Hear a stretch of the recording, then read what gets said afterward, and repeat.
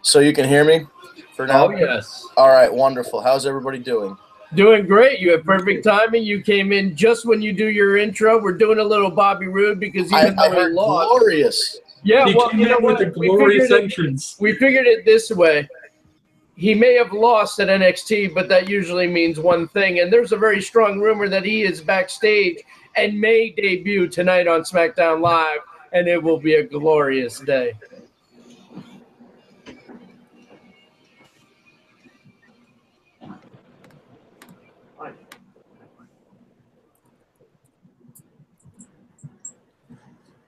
So we are live and in public. Yeah. If you will. We can hear you. Good. I'm having some kind of weird audio troubles, so while I do this, it's fine. So we are here with the War Report, brought to you by TagMeDate.com, the first and only dating site exclusively for wrestling fans. Find your tag team match among our roster of 20-something thousand superstars and divas. I never know exactly how many because, you know, people sign up, etc. So this is your opportunity to find a tag team partner who also loves wrestling. Fun stuff. So we're here with most of the crew. Unfortunately, Kat is not feeling well, so we wish her well. We hope she feels better soon. Kat, Amanda will be on shortly. She was having a little reboot action on her computer, but she will be up and live with us. And I'm happy to announce that it looks like Amanda's going to join the show. She's going to join us weekly. I think it's great. We're going to have a second female opinion on the show, bringing Canada viewers. And, I thought she did a great job, and I just think it'll be a nice addition. So she'll be on shortly. Excellent. But boy, do we have a lot to talk about. Oh, everything happened over the weekend. Yeah. In fact, why don't we kick it right into the Freeman 5, and we should jump right into it because there's so much to cover. I don't even know that we can pull it off in an hour. There really is a lot going on here. Let me just get to my favorite sound effect.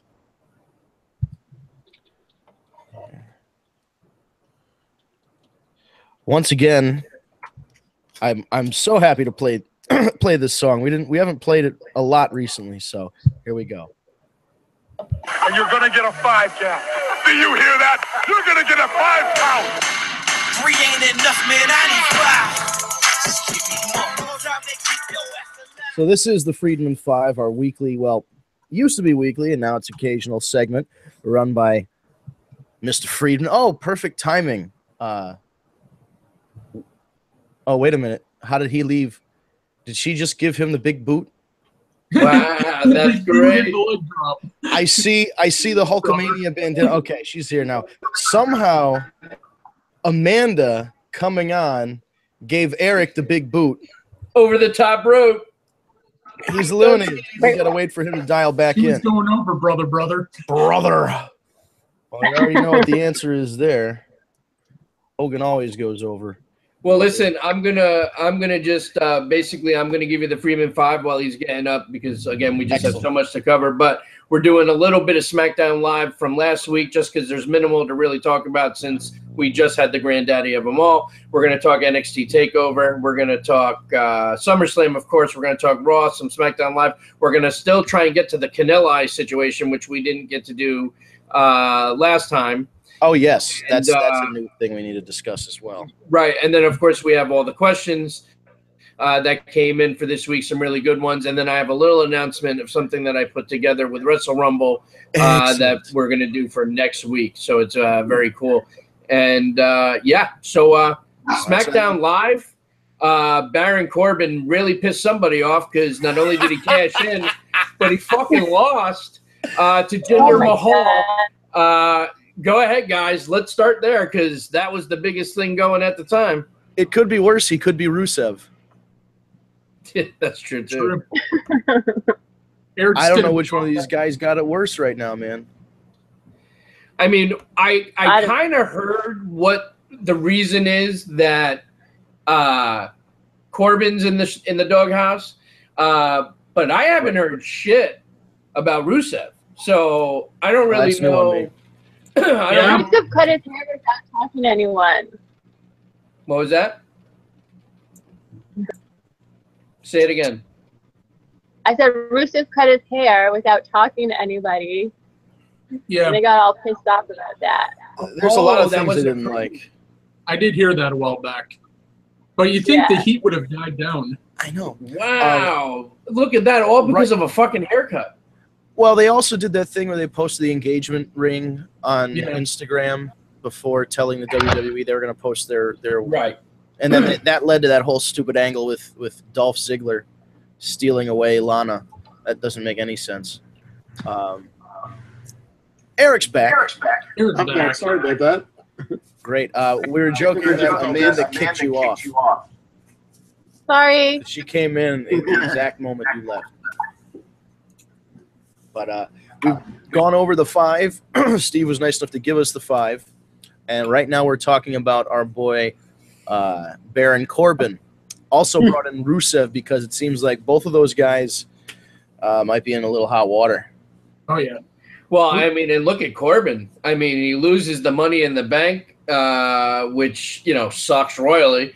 And then goes on to lose again at SummerSlam. So, yeah, I mean, it looked like, all right, he got the okay. He got the Money in the Bank. We're going to push him. And then he makes some stupid comments on Twitter, and now he's going to go back to the bottom of the barrel. Yeah, and it really, the way the match went was just, Cena didn't seem to take him seriously. No. Which he was probably told to do purposely. Right, and that just devalues the entire, they went up, and now he's very quickly. Whole roller coaster ride with that. Yeah, unfortunately. Did anyone hear about Rusev asking for a release, though? I've heard that rumor, but I only heard it after he lost in 10 seconds. I heard that a little bit before that, but it might be the same source. I've never heard that myself, but I mean, listen, is he really going to want to leave with Lana still there? Is Lana going to leave because of it? Not that she'd be the biggest loss, but not for nothing. She's not the worst in the ring. She's getting better. So, I mean, that music's got to go. Well, yeah, the music's got to go. The gimmick itself has to go. I think it's pretty stupid. I thought they got rid of exactly those kind of characters when they had the Divas Revolution and then started calling them women's wrestlers. I think since they have so many actual women's wrestlers, having one kind of diva-ish isn't going to hurt the entire product. No, but I mean, just stand out more. They dusted off the Extreme Expose segment for her and taught her some of Kelly's awful white girl dance moves. Yeah. Although I must say, Lana is a better dancer because I believe she was a professional dancer. Just in general, I think if they gave her the opportunity to do like her own steps, maybe instead of whatever goofy shit. She's like the Russian Eva Marie. You know what? Okay, I'm okay with the dancing segment if they have her put on that fuzzy hat and do the kicking when you cross your arms and you kick.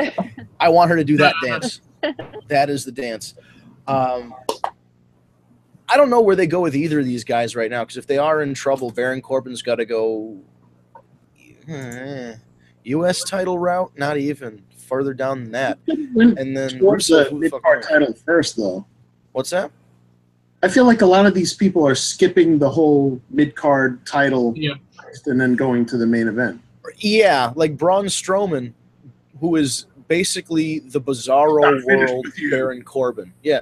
If you look at Baron Corbin and Braun Strowman, you'll see very similar beginnings starting in NXT and working their way up, and the similar pushes that they got because of their size and build.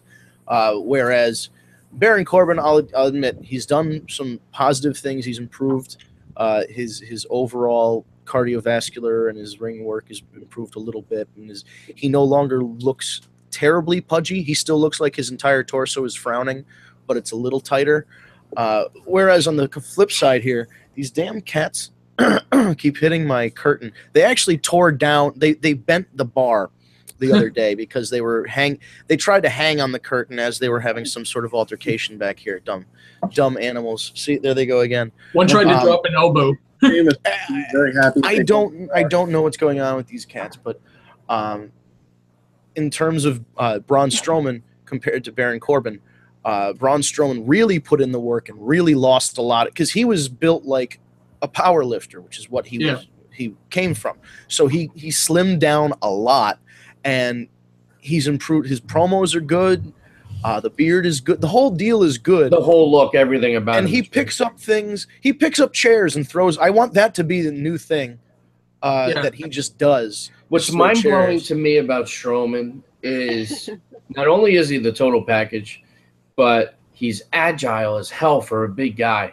You know, we say it all the time. Guys like even Dijak we were talking about, and, you know, guys like that. I mean, it's incredible to see him move and what he can do. So, yeah, I mean, listen, there's only big things that are going to happen for Braun Strowman. He's definitely going to be a future world heavyweight champion for sure. Oh, maybe as soon as October. Yeah. It's very possible. September is No Mercy. That's right. October is Hell in a Cell. That's where we get where we might finally get Shinsuke his title reign. Spoiler alert. Is that the next SmackDown? I think so. I'd have to Google that to be sure, but I believe so. So, NXT TakeOver, I thought was incredible from start to the very end. Which, Hell in a Cell? Yeah, the Hell in a Cell pay-per-view. I'm looking that up right now. Cool. But go ahead with that NXT wall. Yeah, oh, that was a good event. Asuka finished the match with a broken collarbone. That's incredible. That's a loss for the division for sure. Well, 6 to 8 weeks. But you know what, though? It sucks. And you don't wish it upon anyone. And I give her all the credit because she thugged it out and she completed the match and made it look great. But what I will say is this. This might be the perfect fucking scenario. All right? She's going to have to relinquish the belt. Maybe. I don't know. The rule is 30 days. You can't compete. She's out 6 to 8 weeks. Unless you're Brock Lesnar. Well, right. So if they go by that theory, you have her relinquish the title. She goes and recovers, and the next time we see her is on either Raw or SmackDown. She never lost the title by getting pinned. She's technically still undefeated. And then you can carry that on. I'm okay with Makes sense. most of that. Yeah. I think it would be a good opportunity. It's either a good opportunity. Hurt. Really? Ooh. That's a nice take on it. New take, yes. And we're frozen. Oh, no. But that's interesting. Well, she is. Well, okay.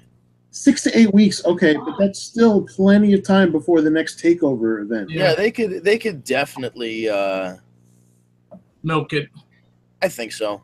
She can cut a promo or two backstage. It depends on how they want to do this because Triple H, that's his pet project. Yeah, that's true too. Is Asuka. Well, yeah. Triple H has said you know to take anybody but her, basically. But let's keep Asuka. Definitely. Well, that was a smart move too. For Asuka. That was a smart move, though. Yeah, keeping her there, and her match with Moon was fantastic. That got over even more. Yeah. Yeah, she got a nice ovation even after the match. I thought she did a solid job. Every match was just good. Even Sanity's match was awesome. And then Eric Young finally had some gold. Oh, the way they threw Eric Young in the match was great.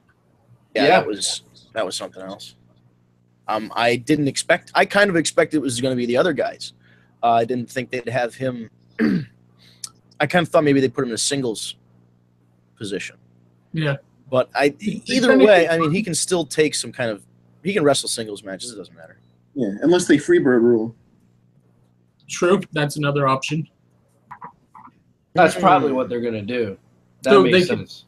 Elevate Young to main event with them with the tag titles. That add some prestige to Sanity.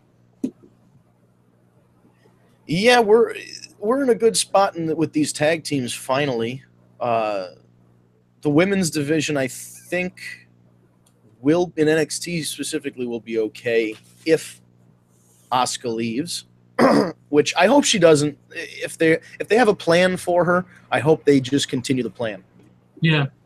But if they don't and they really do want to upgrade, and move her to the big time, I'm okay with it. But then you have to think about who, unless Kairi Sane or whatever the hell her name is comes in, or one of the girls from the Mae Young Classic comes in, and they become the ace of that division. That's how I could see that going. But until they determine who that ace is going to be, I don't know. You think Moon could replace her, or do you think she's good enough? She's good, but somebody put it best online that they believed that her promos and stuff felt very you can tell she's saying lines like a character would. So I would be okay with her having a little more time in the soup, as I like to say. I'm not against her being it. I just think that maybe somebody like Nikki Cross would be up there. Any one of these, like Ruby Riott or the other girl that they renamed and put on the roster, just because they've got a little more experience, and they could be, they could be a heel carrying it, or they could be the indie veteran who gets their final run before retiring, or whatever the hell they want to do. They can go either way with it, but I think what they have to do with Asuka, if they're going to keep her there, or with whoever the next champion is, they have to build that new, younger ace. So whomever that may be. There should be an in between her and Moon. There should be somebody there. Yeah, if they're gonna vacate the title, have somebody out, take it, and put over Ember Moon at a takeover or something. Makes sense. It could be great timing with the Mae Young Classic. Maybe have the winner even become the new champion. They haven't filmed the final yet, so that is very. Aren't possible. they doing that live? Yes, the final's going to be live, but everything is. I mean, I don't want to spoil who's in it because it hasn't come out yet. I've been avoiding those spoilers. Yeah, so I won't spoil it for anybody. But if you look up who the final match is or whatever the semi, I forget how far they went, but they spoiled pretty much damn near the whole thing by taping most of it in advance. It's going to be a good final, regardless. There's a heavy favorite as far as I'm concerned, and once those shows air, I'll be glad to discuss it. But I think there's an obvious heavy favorite amongst the girls. So that's always happens, though. Yeah, and maybe they won't win, but I think they're going to be set up to be a big deal. So either way, whether they spend time in NXT or whether they go into the main roster, right up to the main roster, this particular female wrestler, I think they're setting her up for bigger and better things, especially with some of her connections that she has otherwise. So who might be getting involved in wrestling. But we'll discuss that once the women's tournament airs. Yep. What's next? Do we want to handle those questions? Or what do we want to do for the other Friedman 5 topics? SummerSlam probably would be the next logical. SummerSlam. At least that. It was okay. Yeah. There were a couple really good matches, and then there were just a couple. Yeah, they were there. Who put on my favorite? Well, I think the main event with the 4 guys, that's just 4 big guys beating the shit out of each other. How do you not like that? Other than that, it was interesting that Brock got taken out on a stretcher. Yeah, and then he made his Spirit of 76 comeback. Right. But you know what? Roman did not leave champion. Oh, that was. I think. And I picked on our pick'em. I picked Brock was keeping the title. I went with my gut. That's good. One of the few I got right.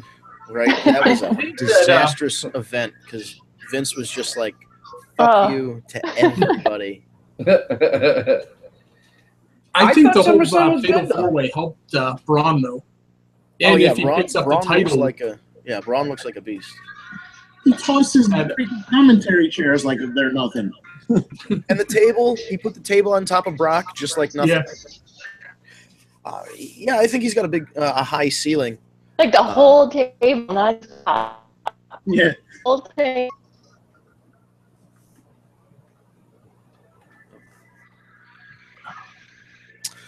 I think him going for 1v1 against Brock would be better than him winning in a fatal 4-way. Yeah, the only reason they would have done any finish to get the title off of Brock is if he was going to go fight John Jones and go back into the UFC testing pool. But they're saying they're going to wait. The rumor on the internet, and you can trust everything they say on the internet. Everything's legit on the internet. Precisely. So the speculation is that the fight's going to be after WrestleMania, sometime next summer, so like a year from now. Which I could see again. That's very possible. That'll make contract negotiations interesting. Yeah, I mean he'll probably leave for a little. He might just go for as long as. He's not going to take like a 5-fight deal. That would put him in the UFC for too long. He might take 1 or 2 fights and see where it goes. Like a 2-fight contract with an out after the first fight if they mutually agree upon it. I'm okay with it. I want to see him go back in there.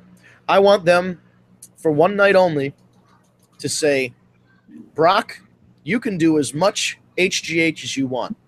And then go over to John Jones. Say, John Jones, you can blow as much coke as you want right now. We're not going to test it. And then just put him in the fucking cage. Oh, gosh. Ultimate test. HGH versus cocaine. Who is the better fighter, and go. Oh, HGH is going to win that one. I think Lesnar turns so red right now that if he was actually on steroids, the top of his head would probably come off from the fucking blood pressure. I don't know how he turns that red. So red. And it's not even the rest of it. It's from here. Yeah, it's neck up. Oh, and speaking of weird colors, what color was fucking Big Cass on Sunday night? They set the goddamn turkey timer on him. What the hell? So, let's talk about that. Grease me up, woman. First of all, how fucking funny Enzo was doing his chicken dance in that shark cage.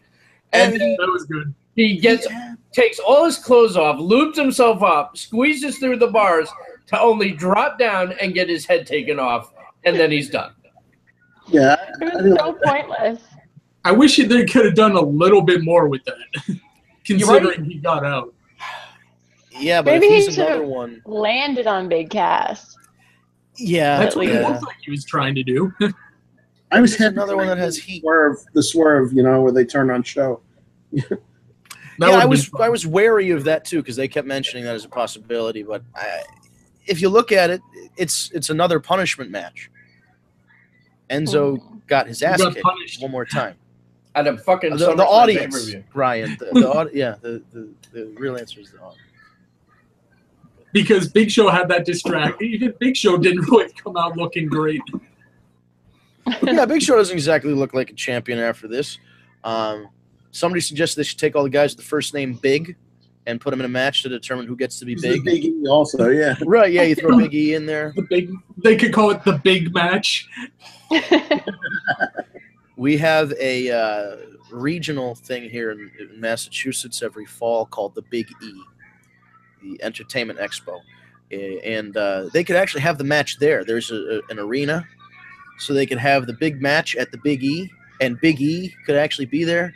It's a Big Show and Big Cass. Maybe throw in the big guy Ryback, Big John Studd, the Big Cat Ernie Ladd. No, some of those guys are dead. Shit. Just start talking big in front of everybody. Yeah, we could have big hog James Ellsworth. There we are, 4-way. Yeah, I wasn't really a fan of the Big Show match. Yeah, big Braun, the mountain of a man, the monster among men. They can't decide which nickname they want, so they just use both.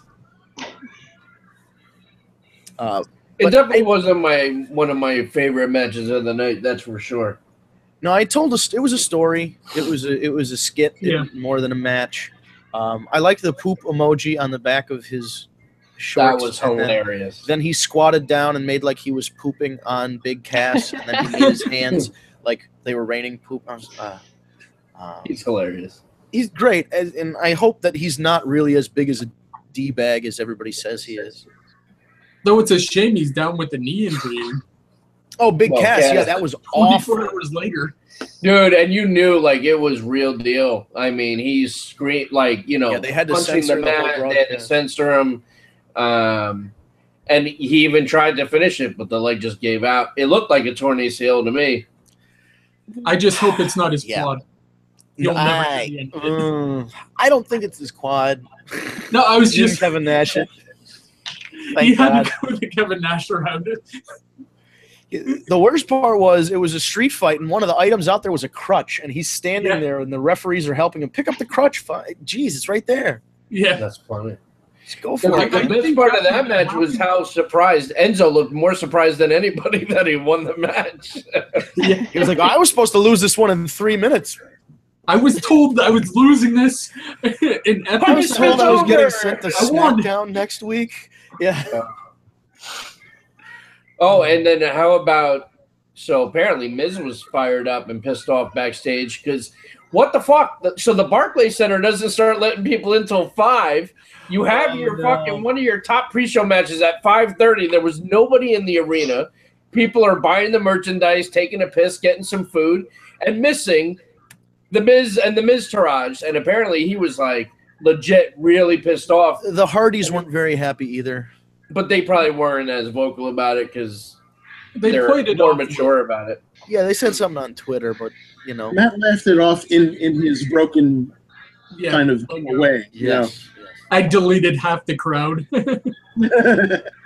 Yes. Wonderful. Any other stuff that stuck out? Well, Akira Tozawa lost the title. Interesting. The Cruiserweight title. He just won it like 5 days or 6 days before that. A lot of this stuff is very confusing. As many times I ask, what's the point? Yeah, precisely. What is the point of this this circumstance? I think I heard it was just, and again, these internet rumors are a doozy. The internet rumor is that Vince just wanted to switch things up. Felt like doing it. Just I heard that too. It sounds like a Vince thing to do. Yeah. Ryan, Jinx. Oh man, it's just so dick. Like, what the fuck? I mean, and it's just ridiculous for us, you know, because we're like, oh, all right, well, then that meant nothing. Like, there was nothing. Especially with how well booked Neville was. Right. Up until that point. Well, you know, the whole. Let's be honest. The only person that came away with anything out of this whole cruiserweight thing is the Neville. That's it. Yeah. Very true. Daniel Bryan said something interesting on an interview, and I very rarely quote Daniel Bryan, who I'll talk about in a second because some shit happened over the weekend, too, that everybody should be aware of. But anyway, he mentioned that 205 Live doesn't feel special because you've got main event guys like AJ Styles doing the same kind of moves. So it takes away from where it used to be just those guys. The cruiserweights had that style of wrestling, the lucha libre stuff, and the high flying. That's changed now, where a lot bigger guys are doing those moves. Not that AJ Styles is a bigger guy, but in terms of star power, he's a bigger character. So, again, if he's doing a 450, right? If he's doing a 450 and Mustafa Ali's doing the reverse 450, who are people more excited to see do what? So kind of, and I'm not saying don't have AJ Styles do his 450 or the spiral tap or any of that stuff. Do it if you want, but they have to find a way to make the cruiserweight stuff unique and make a reason to watch it, because they've really taken what was special about the division and sanitized and WWE-ified the idea of the cruiserweights.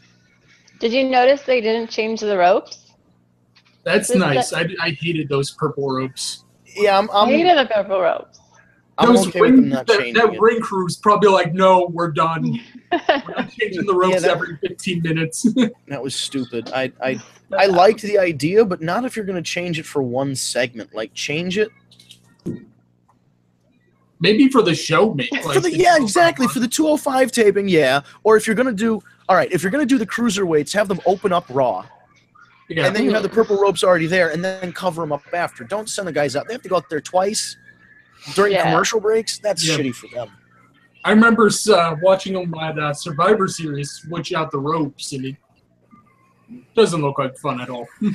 No, does not look like fun. I'm trying to think what else. Oh, it's the title we can talk about the fact that Shinsuke did not win, and not only did he lose, but it was pretty fucking clean. Awful.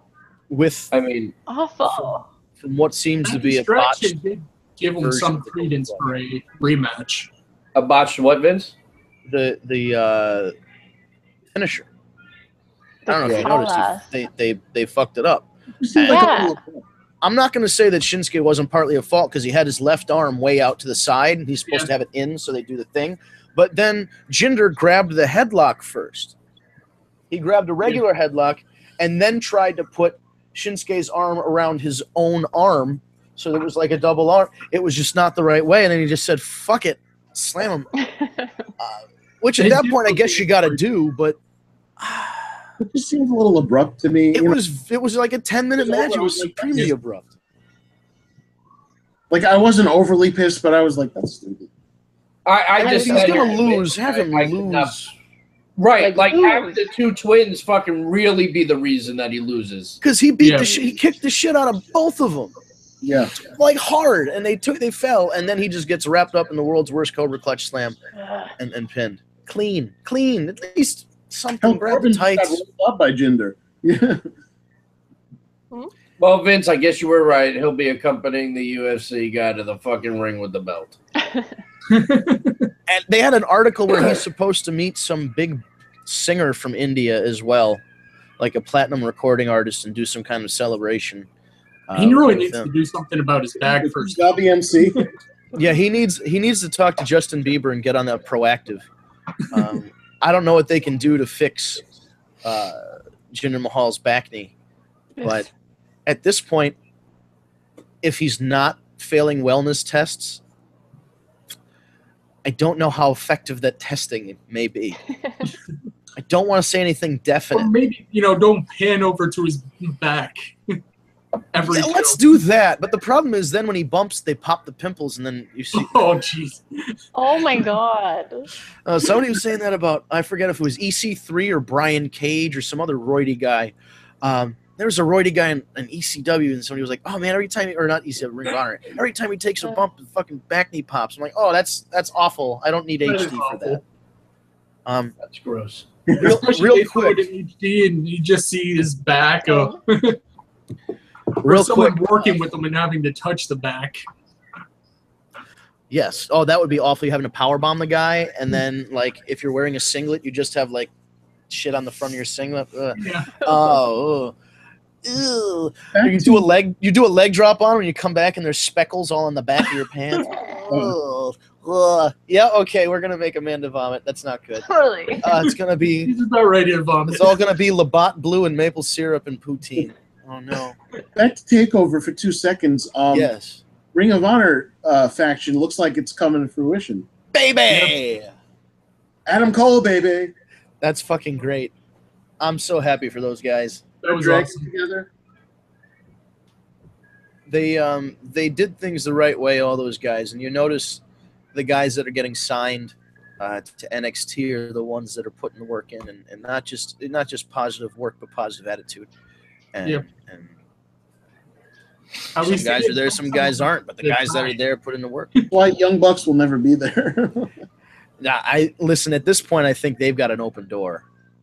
I know that they didn't shake hands or whatever the hell it was last time they had a tryout or whatever, but by this point, they've got to have an open door if they want it. They've got enough sway to get a contract to Raw, let alone NXT. Yeah, they don't need NXT right now. They the Young Bucks. Well, Cody tweeted something out last week that they're working on another licensing deal for the Bullet Club, and it's something everyone's been asking for. Which seems to me that they're going to have a line of Bullet Club and or New Japan Funko Pops. Ooh. Praise be. I'm hoping that's what he's referring to, because I know a lot of people have talked about it. I've sent an email to Kevin Kelly because I have kind of an inside connection at Funko, and That'd he be fun. responded. He passed it off to the marketing department. So thank you, Kevin Kelly. And I think there's a lot of people out there looking for him. They'll be very collectible. I want a Naito one, and I want I think Tanahashi, even though he cut his hair, stupid sexy Tanahashi cut his hair. They can have long hair. We need classic Tanahashi, yeah. And Rainmaker Okada with the robe. Yeah. Bullet Club, you could have a Young Bucks 2-pack, and then like Cody by himself, and then like Hangman Page or Marty with the umbrella. See, then they'll have like one where the umbrella's open, and that'll be like the Hot Topic limited release, and then the one closed is another. It would be great. I could see a total opportunity there. Real quick before we get back into NXT, Cody Rhodes used the LaBelle lock over the weekend to get a tap-out victory. Yeah. And then got on the microphone and called out Bryan Danielson. He didn't say Daniel Bryan. He didn't say WWE superstar, etc. He said Bryan Danielson. And then Daniel Bryan on Twitter replied, interesting. Did you listen to him on Edge and Christian? Who's that?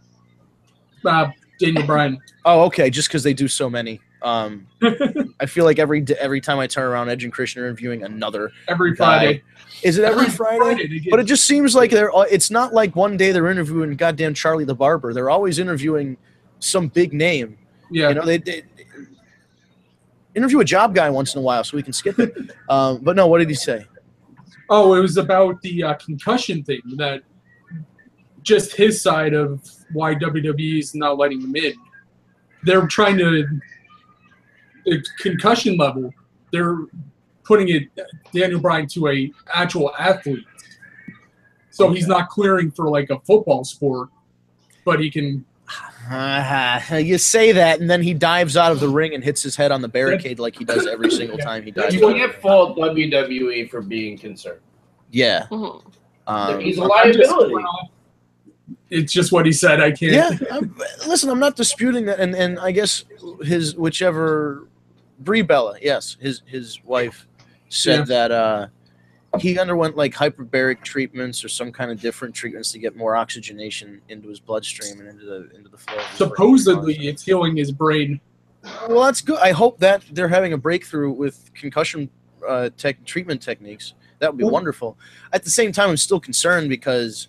Oh yeah. First of all, Ring of Honor, New Japan, or Global Force /Impact /TNA /Vince Russo, bro. None of them would care. They would just go, yes, you're working for us here. Sign this document that says you can't sue the shit out of us if you get injured. And then he would go out there and fucking Tanahashi or Minoru Suzuki would drop him on his goddamn head.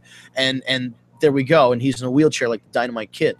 I'm not saying that he would go out there and wrestle that 110 mile an hour, supposedly speed, he's trying to slow down his style.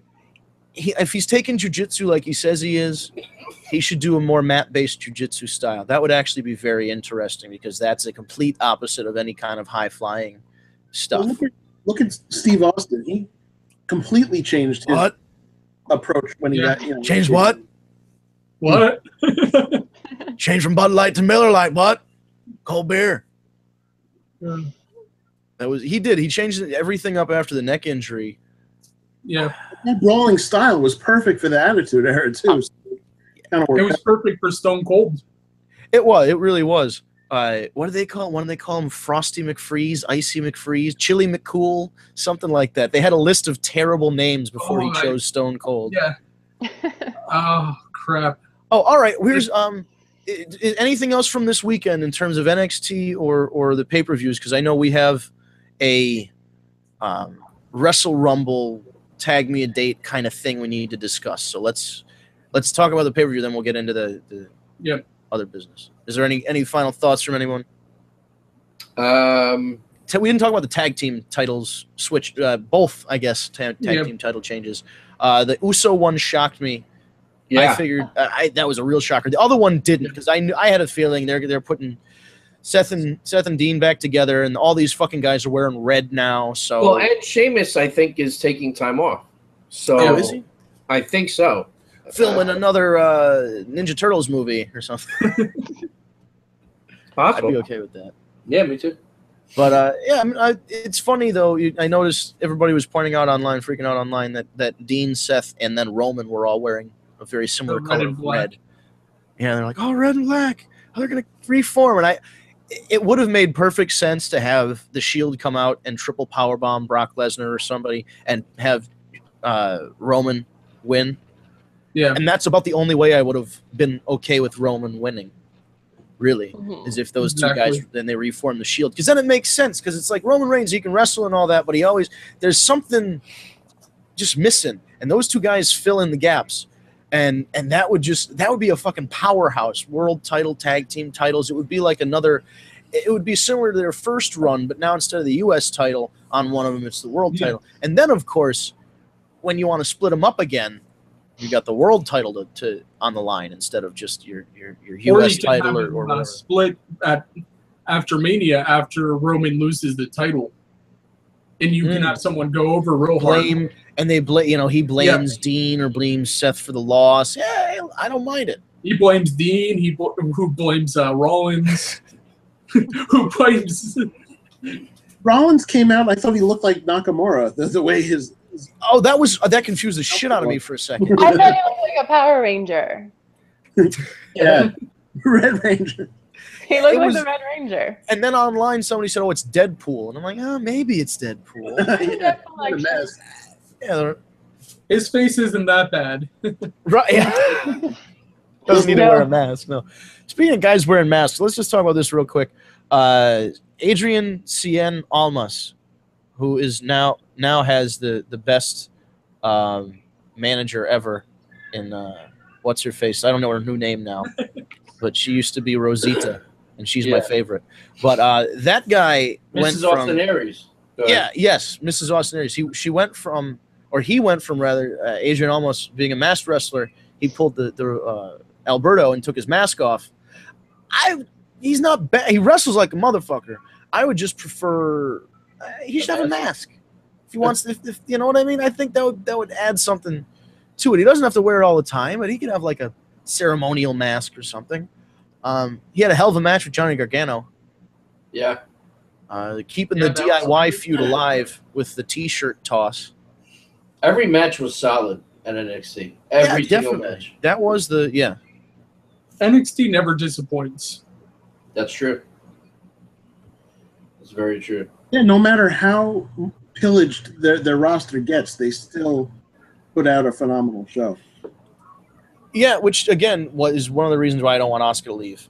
Build that division up a little bit more. Tag team, I think you could take anybody out of the tag team scene right now. Well, I think now that the Masters of Pain or whatever the fuck they're called, now that they lost the titles, I'm pretty sure they're coming up with Ellering now. I wouldn't mind that. No, me either. I actually like them. I want to see them in Heavy Machinery beat the shit out of each other a little bit more, though. That would improve big time in a short period of time. Well, they were already. See, the thing is, they were already indie wrestlers, which is an advantage that half of the WWE NXT talent doesn't have. A lot of them are athletes in some way, but not wrestlers. These guys were on the indies for a while, so. Hey. Dusty Classic should be coming up soon. Yes, baby, and we're gonna have Red Dragon, the Dishonored, if you will. That was actually a good name. Somebody suggested they call that group the Dishonored. Yeah, that's a great name. That is quite good. But the Dusty Classic is going to have Danny Burch and Oni Lorcan as a tag team, Team Baldies, got to be. And then you have I don't know who else. I mean, I love the idea that they sometimes take these two singles guys who don't have a lot going for. The Street Profits will probably be in there. Yeah, I like those guys. Right. Yeah, it's a gimmick. They debuted right on NXT TV against this other team that looked like it was almost like Crime Time versus Deuce and Domino. I was like, what the fuck is going on here? Is this 2008? They pretty much are Crime Time. Yeah. Except they got the I hate it already. I'm sorry. I hate it already.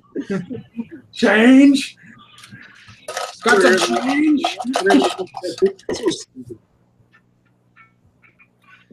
Just for the record, I hated Crime Time too.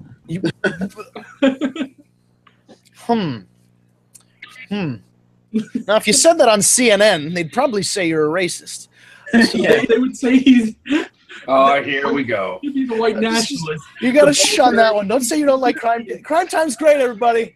I love Crime Time. There's a They should knock down a couple statues while they're at it and say Brooklyn, Brooklyn. All I right. just read this. I don't know how true this is. I read this dude wrote some kind of thesis where he claims that the Clips was racist because people could see it where not a lot of black people were. Oh my God. I hate people. It's got to be satire. I hope to God it's Has to satire. be. I hope everybody got a good view of the eclipse if you could see it. It was weird. It's on the thing. Yeah. It was. I couldn't really see it, but I took a picture of the sun with my phone and got a weird picture, so I'm kind of okay with it. It was very cool. Yeah. I didn't get watching. Beach ball. What I was didn't. that? The beach ball during when Oh, Cesaro. beach ball. Yeah. Oh, Cesaro They don't was really hilarious like at they're not SummerSlam. into beach balls, huh? That was great. Nothing like getting heat and sending a message. All right, I'm getting an emergency text message from somebody. Let's go over our this Wrestle Rumble Tag Me a Date. Wrestle Rumble, yeah. Yeah, so here's the deal. We In worked case we out- run out of time, I don't want to miss this. Yeah, so check this out. We worked out today for next week's show. Anybody who sends in a question, we're gonna go and vote around the room. The best question that we all vote will get a free entry into the next Wrestle Rumble Pick'em contest. Hey, I like that. That's So- awesome. All you gotta do is send in a question, and if we think it's the best, you get a free entry, and that's just really fucking cool. I actually did it. A lot of great questions in there, and the way it's all constructed. I didn't even make the top 30, so I did horrible. I but did it was definitely awful. very cool. Did you? Yeah, I did so bad. So bad, so bad. But I'm pretty sure I did awfully too. but yeah, Sounds awesome. That is a Pretty very, good. very nice circumstance. And getting a question answered. Yeah, it's hey, there you go. It's It's a another. double win. It's an incentive for you to send an email in, or use the hashtag Ask the World right? Or Report, one tweet the us other. or Instagram us your question. Absolutely. So since we're on the topic of questions, we did get a couple questions in for this week, so maybe we'll just dive into that real quick. Craig Olson, who apparently is from Long Island and graduated with Eric, Hey, wants to know the best person on the mic in our opinion. Well, that's a real tough one because I'm gonna give my answer in two ways. I'm gonna say the best on the mic right now, non-wrestler, is Paul Heyman, oh yeah, without question. absolutely. Yeah. In-ring wrestler right now, the best on the microphone. I'll be honest, I'm going with The Miz. Yeah. The Miz has been straight shooting, and it's been fucking awesome. What he did on Raw was straight shoot, and it was passionate. It was everything it needed to be. So I would go with The Miz right now. Amanda, what about you? I'd 100% have to go with The Miz. Just even from when he was on SmackDown with the whole Nikki Bella, John Cena promos. Yeah. That's a violation of the rules of Cena. Lived it being a heel. That was great. Love that. That and then Breezy Bella. Oh God. That man likes to cross dress, and that's okay. That is your choice. If you like to cross dress there, Tyler Breeze, I'm not gonna fight with you about it. You're much bigger than me. Wear that dress, buddy. Anyone else? How would you guys like to? How would you answer this? I want to question? throw in Kenny Omega because There you go. he for non WWE guys, he might be one of the best promos out there right now. Because first of all, in Japan, they have a little more freedom because if you say fuck or shit or whatever, they don't censor it because it's foreign language. So Nice. when somebody like Juice Robinson wins a match and goes, "Holy fuck, I'm gonna go balls deep in some Japanese girls tonight," which actually happened during the G1 climax this year. So he definitely did that. That's something. So he did. So you have a little more freedom. Tama Tonga is saying he doesn't give a shit about the G1. He gives a shit about Bullet Club. But Kenny Omega comes out here and cuts these great promos that make sense in English and Japanese. And he can, for a guy who's from Canada, he knows English and Japanese well enough to carry on a conversation in both and cut a promo in both. So props to him. That's rough. It's awesome because he will tell the Japanese crowd he's going in Japanese that I refuse to speak Japanese to you because I want to speak. I feel more comfortable speaking English. I'm going to disrespect you by speaking English. But he'll say that part in Japanese and then go speak English, so people boo him. And he flip flops between them. It's wonderful. So check out some Kenny Omega. I'm really big on New Japan right now, and I know I sound like a fat nerd who. I don't live in my mom's basement. I have my own house. Thank you very much. But I am a fat nerd on a wrestling podcast who likes Japanese wrestling. Go figure. But I've only recently started to get into it because I really didn't. I didn't enjoy watching it because I didn't understand the commentary. And now you've got Kevin Kelly and Don Callis on commentary. And also, I have more patience now. I think at 30 to watch something with no commentary than I used to. I watched the semifinals and the finals with the Japanese commentary, and I didn't miss a thing because those guys. That's the difference. They're treating it as an international audience. They tell the story in the ring. They don't tell it with the commentary. They have the. That's you know, they can't because they can't. Most of these guys don't speak English very well. They do all the storytelling with their bodies, and the way they act and the way they sell. The thing that gets me is it takes about 4 finishers to put somebody away, but it makes within that style it makes sense because the finishers are like quick hitters. They want to hit you quick and then pin you, like the Rainmaker. You hit the clothesline, you got to get the cover, or the Z trigger knee, or whatever they hit. They want to hit it quick and get the quick pin.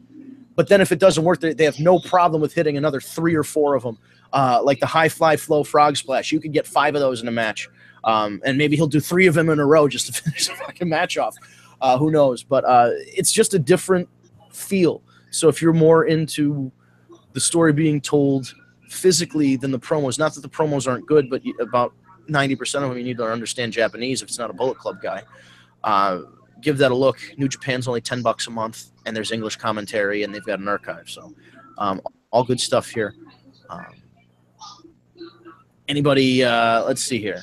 What do we... Well, we got one more question from Rachel from Denver, Colorado. Who, in our opinion, is the best heel of all time? That's a tough question. That's a really tough one. Yeah. Flair. Okay. That's a good one. I want to go with the $1 Million Man, Ted DiBiase. You son of a bitch. I was actually going to say that. All right. So that's all right. So that's 2 good ones. So we got Flair. We got $1 Million Man. Amanda, what do you think? Oh, my God. I can't even think right now. That's such a tough question. Of all time, that's hard to say. I mean, Flair is the 4 Horsemen as a group, when they beat up Ricky Steamboat and they would tear up his clothes and all that. Oh my God, they would get legit heat. Or the Jim Cornette and the Midnights. Those guys would be run out of town. People would pull guns and knives on them. Bobby Heenan got stabbed in a match by a fan one time. Blassie, Freddie Blassie. Shit.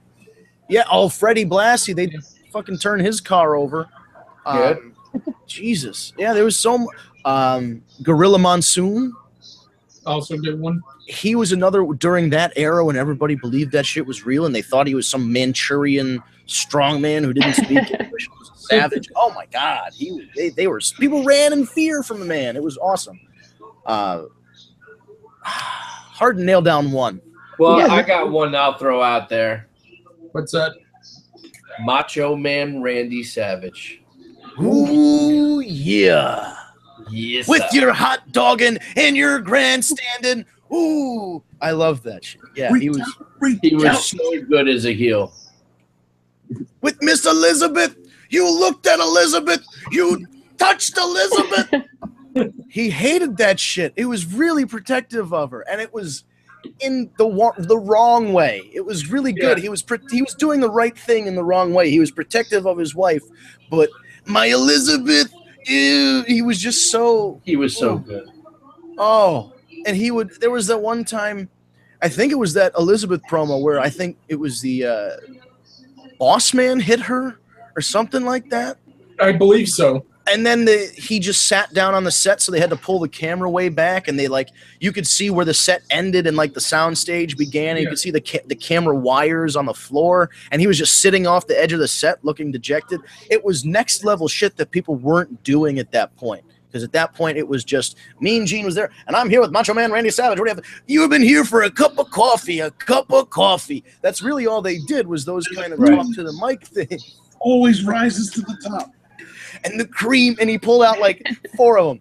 But that was all they did. They did stand-ups. They just did, or against the green screen when the Warrior would do this thing, and he'd have the universe behind him. So they really didn't do that kind of promo where he broke it down and broke the fourth wall and sat on the set, and they pulled the cameras back. It was awesome. So yes, I mean, Macho Man was no matter what he did, he was fucking over. But he was the perfect bad guy for years against Hogan, with Hogan, and then against Hogan. I mean, that was it. That was when Hogan made the top heels. Oh, Hollywood Hogan. Hollywood Hogan. Or Hulk Hogan in real life. Which one are we talking about? Hollywood. And then even heel Rock was great. With the Rock concerts and all that shit. Hollywood Rock. I love Hollywood. Oh, the Rock concerts were great. So people like The Rock too much. I'd throw out someone like Rick Rude. That's a good one too. He wasn't the cool heel. He was just straight up heel. No, he wanted all you fat, out of shape, Mr. Perfect hogs. Yeah, Kurt Hennig. Yeah. Mr. Perfect. And I mean, the list goes on and on. You can't choose one. But listen, thank you guys so much for your questions. Keep them coming every week. It spices up the conversation. It's great to have. We got 4 minutes left, Vince, and we're not going to go another week without touching upon the Canelli. All right. Last week on Instagram, if you haven't seen it, Mike Kanellis / Mike Bennett, Mikey B, whatever you want to call him, friend of the show, friend of Tag Me a Date, and really overall good guy, posted that he was 1 year clean from an addiction to prescription medication, which he said he had for about 3 or 4 years. He tweaked his knee or strained his kneecap or something like that, and then the pain was too much, so he got addicted to painkillers. He explained the whole thing in his Instagram post and said that 1 year later, this being 1 year later, he was clean. So first of all, from a personal standpoint, I've worked with Mikey for about 7-8 years, and it's always nice to see somebody not only succeed in the WWE but also recover from an addiction like that. Personally, when I worked with him, I never saw anything unsafe or untoward or vulgar from him while he was under whatever part of the addiction he was in. He was always very professional to me in that time period. Trying to think back to that time period, I don't recall anybody really having a problem with Mikey B, aside from people who didn't like that he wrestled in slow motion and shoved cupcakes in people's faces every now and again, which is just a great gimmick. Once a month, he'd go to that little shithole in Bethany. I know it's a nice place, I know. That little place in Bethany that fits like 300 people, and he'd pick up a cupcake. And then 300 people go, yeah! And he'd take the cupcake and he'd smash it right into Tommaso Ciampa's fucking face. And the whole crowd, yeah! Oh, it was like clockwork. It was like Hogan with the beers. He'd get 2, and they'd love it. They would love the cupcake gimmick. So, it's really nice to see that he was able to admit he had a problem. He sought treatment. He's on the upswing. Yeah. And even, listen, like I said, knowing him how I know him, I never saw that side of him. So he was, I don't want to say maybe he was less bad than other people or less addicted than other people. But I know from just my interactions with him that he still maintained an air of professionalism when he was even if he was under the influence of something. So I'm glad he's no longer, and I know that must make his life with his wife Maria much better. And I believe he has a son from another relationship as well, or some sort of child that he always posts about on Instagram. I'm not sure exactly what the relationship is there, and I will not assume because that makes an ass out of you and me. But I'm glad he's on the back end of this. And I know that they consider you still in recovery, no matter how long you've been recovered for. But let's just hope that the recovery is permanent and there are no relapses. And I can't, he was one of those guys that I was talking about. He did everything the right way. He was polite. He was respectful. He wrestled good matches. He got himself in shape. Then there was a point where he realized he was doing everything. His only goal was getting to the WWE. So he wrestled that style and he didn't get any tattoos and he kind of had bland gear and this and that. There was a point in his life where he said, you know what, I'm just going to do me. And if they don't like me, there are a lot of other people that do. They ended up liking that Mike Bennett more than the Mike Bennett that was focused on being a WWE style guy. So I'm very glad that he's where he is. Just hearing that he's recovered from an addiction is, I can't even express how happy I am for him on that. So I'll pass it off to our more shots in the future. Absolutely, I think on SmackDown in a bit. Yeah, I want to see him do his thing more. So maybe tonight, which it's 8:00, so SmackDown's about to start. We'll finish up. Well, I hope maybe we'll see the Canelo on our show or on SmackDown in just a few minutes. It'd be amazing to get him on our show. We should try and get him on the show. What the hell? We'll see what we can do. This was the War Report, brought to you by TagMeADate.com, the first and only dating site exclusively for wrestling fans. With our roster of over 20,000 superstars and divas, find your tag team partner and have a little tag team match. I don't know which one I like better, the tag team partner or the tag team match. They're both kind of catchy. We'll use them like Braun Strowman's nicknames. They're good. As I said, TagMeADate.com, the first and only dating site exclusively for wrestling fans. Upload your video promo. We're the only dating website that has a video promo where you can upload a video to show off your personality, show off your gimmick. Don't actually show off your gimmick, if you know what I mean, but you can show off your gimmick. Wrestlers will get that one. So everything's a gimmick in the locker room. A water bottle's a gimmick. A chair is a gimmick. Everything's a gimmick when you're in the locker room, just as a heads up. If somebody says to pass me that gimmick over there, you got to look for like one of the 6 things he might be pointing at. But TagMeADate.com, great place to be. Also, Wrestle Rumble. I don't know if I want to I'll mess it up. Man, I'm going to let you handle the Wrestle Rumble thing. Yeah, so every pay-per-view, definitely go to @WrestleRumble on Twitter. Go to WrestleRumble.com. Make your picks. We have awesome questions. We have awesome prizes that you can win. Excellent. So, and again, if you submit a question to asktagmeadate@gmail.com. Yes. Or you send it to questions with the hashtag #AskTheWarReport to @TagMeADate on Twitter or Instagram or any social media. You will be entered to win some free entries into the Wrestle Rumble pool for next month. A little No Mercy. So send your questions in. We'll vote on which question we like to receive our prize. Again, that's WrestleRumble.com. If you want to enter yourself, $10, $20, and $30 levels, you can get up to 5 picks. And if you get the 5-pick package, $5 of your purchase goes to a donation. What was it? Is it Real Men Wear Pink? I forget the exact name. Yeah, it's Real Men Wear Pink. I got it. All right, so WrestleRumble.com for all information on that. See if you signed up, see if you won your SummerSlam or see how well you did on the SummerSlam pick'ems. And sign up for your No Mercy pick'ems for next month, WrestleRumble.com. Unfortunately, I did get an emergency text and I was trying to delay it, leaving until the end of the podcast. So I have to run. If you guys want to see us next week, we're live 7 o'clock Eastern time. Why did I forget? Oh, I got a message. Might be different in Canada. I don't know. But 7 o'clock Eastern time, you can make the adjustment if you're elsewhere. Go to youtube.com, type in Tag Me a Date, Tag Me a Date. Squish it all together, no spaces. Tag Me a Date so you can see the official Tag Me a Date YouTube channel. You can like and subscribe. You can hit the bell if you're on mobile to get a mobile alert when we go live. You can see our archive of past episodes, and you'll see the schedule of the upcoming episodes, which, again, we put those up maybe an hour or two before we go live, and that is 7 p.m. on the Eastern dial. We go until about 8 o'clock. And that's it. On behalf of everybody at the War Report and TagMeADate.com and WrestleRumble.com, I'm your host, Vince Berry, and we will see you next Tuesday.